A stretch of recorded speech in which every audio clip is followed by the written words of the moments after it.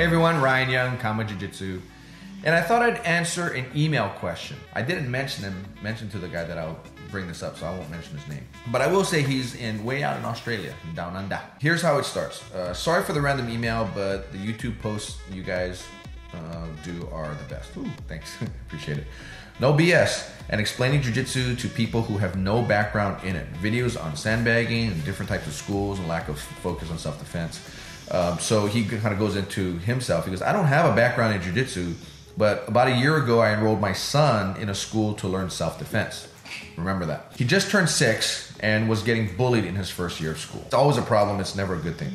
Now I live in Australia, and after the first few months, they were okay. But being there now for just over a year, I noticed that the school he enrolled him in, is a sports-focused jiu-jitsu school. The school has a strong focus on getting kids to compete.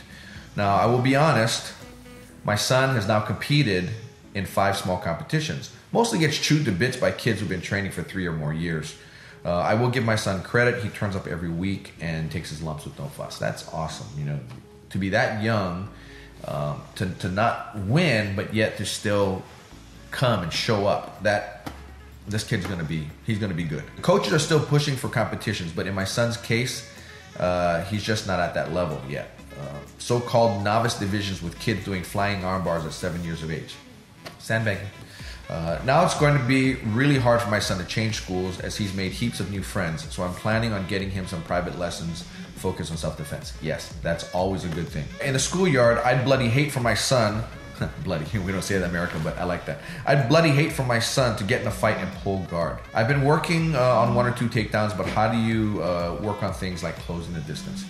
So he doesn't have very many options for jiu-jitsu where he is in Australia, apparently, and this is the only school that he has available to him is a sports-focused school. So here's my advice to you: you want to do self-defense, but a lot of the things that happen with regard to being able to protect oneself is to be able to manage distance. That's very important.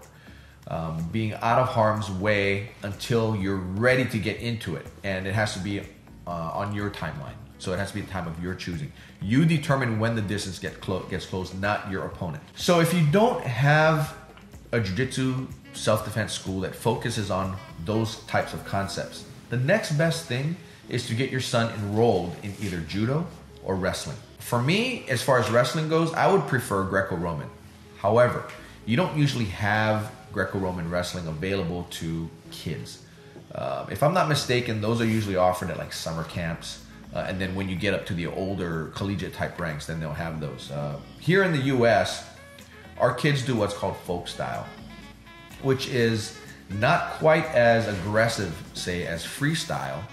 For instance, you can't suplex your opponent onto their head. So you can do a suplex, but you need to make sure you touch the ground before your opponent touches the ground. So you can't basically spike him on his head, not legally at least. So we've got folk style, freestyle, and Greco-Roman. So Greco-Roman I like in particular because, yeah, you can hear my dog snoring.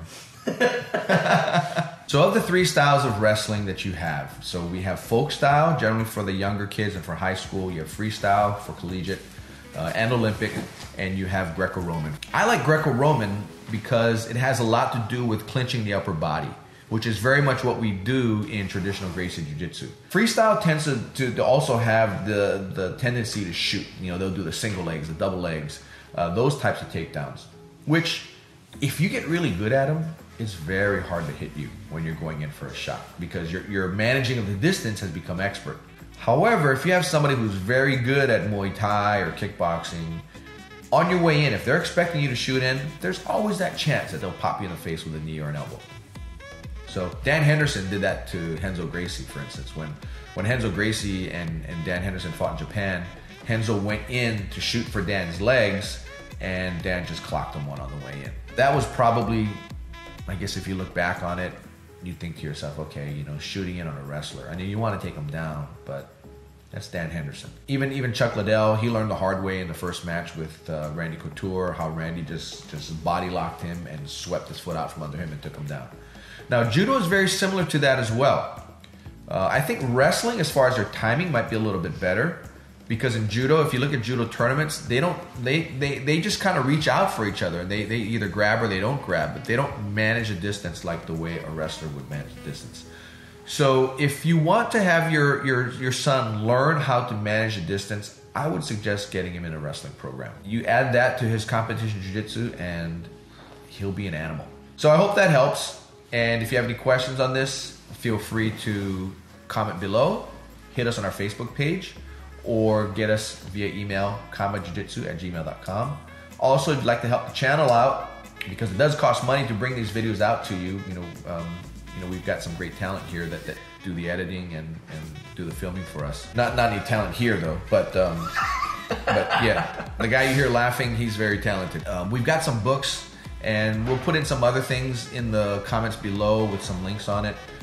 If you decide to purchase any of that, then it'll help our channel out a little bit. So anyway, that's all I got for you. Hope all is well. Take care. Happy training. Bye-bye.